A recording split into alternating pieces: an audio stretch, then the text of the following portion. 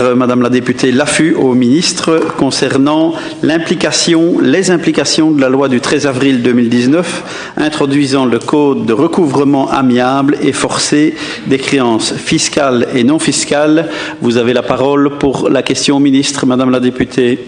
Merci, Monsieur le Président. Monsieur le Ministre, alors vous le savez, paru au Moniteur belge le 30 avril dernier, la loi du 13 avril introduisant le code de recouvrement amiable et forcé des créances fiscales et non fiscales. Alors cette loi a évidemment des implications pour les pouvoirs locaux dans la mesure où elle abroge ou modifie certaines dispositions du code de la démocratie locale, le code des impôts sur les revenus en deux, auquel renvoie l'article de l'article L3321-12 du code de la démocratie locale. Alors votre prédécesseur avait pris évidemment toute la mesure de cette modification législative. Elle avait sollicité son administration en concertation avec l'Union des villes et communes pour qu'elle travaille non seulement sur une modification de cet article, mais également sur une circulaire à destination des pouvoirs locaux pour informer des évolutions contenues dans la loi du 13 avril. Par ailleurs, elle avait également suggéré qu'une réflexion puisse être menée sur la rédaction d'un code fiscal du recouvrement wallon. Alors, Monsieur le Ministre, votre administration vous a-t-elle soumis le fruit de cette demande? Êtes-vous également en mesure de pouvoir transmettre aux communes et aux provinces une circulaire les informant des modifications apportées par la loi du 13 avril dernier? Et dernière question, soutenez-vous l'idée lancée par la précédente ministre des Pouvoirs locaux de doter la Wallonie et ses communes de leur propre code fiscal? Je vous remercie d'avance pour votre réponse. Merci Madame la députée. La parole est au ministre. Merci Monsieur le Président, mais je remercie Madame la députée pour sa question. C'est un sujet effectivement que les municipalistes connaissent bien. J'ai moi-même, dans le mandat que j'exerçais il y a encore un mois, été sensibilisé et on a attiré mon attention, en l'occurrence le directeur financier de la ville de Rochefort, et ça, à tout seigneur, tout honneur, il figurera au rapport de cette commission, sur cet élément. Et encore récemment, cette question a fait l'objet de plusieurs échanges entre mon cabinet et mon administration.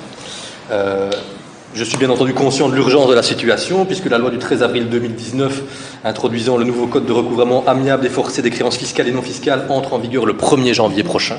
Et donc effectivement, il y a lieu de ne pas traîner et de faire en sorte que les mesures soient prises le plus rapidement possible.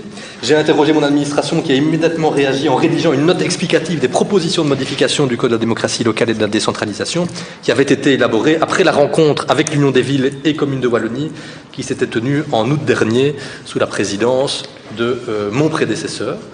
Je dis toujours mon prédécesseur parce que c'est un terme qui n'a pas de féminin en bon français malheureusement, mais ça ne manquera pas d'arriver. Mon cabinet a ensuite rencontré l'administration afin d'éclaircir et de finaliser les modifications législatives qui seront introduites dans un prochain projet de décret, voire une proposition de décret, si il n'est pas possible de tenir les délais de manière telle à ce que ces dispositions puissent entrer en vigueur avant le 1er janvier 2020.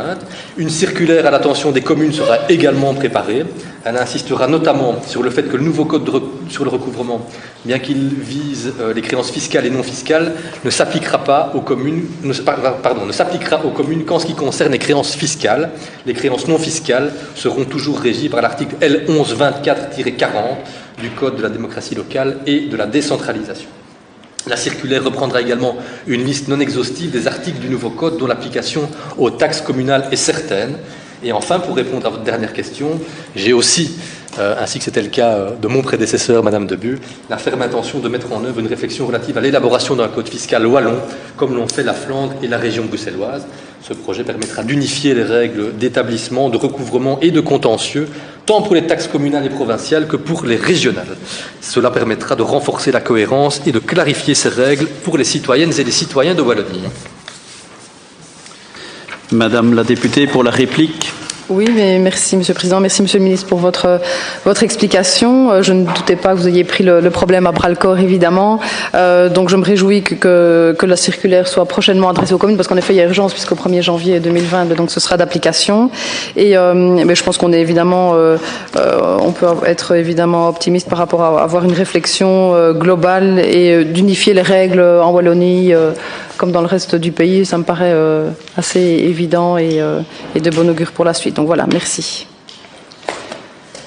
Eh bien, voilà qui clôture notre séance de commission. Il me reste à vous remercier et à vous souhaiter une bonne fin de journée.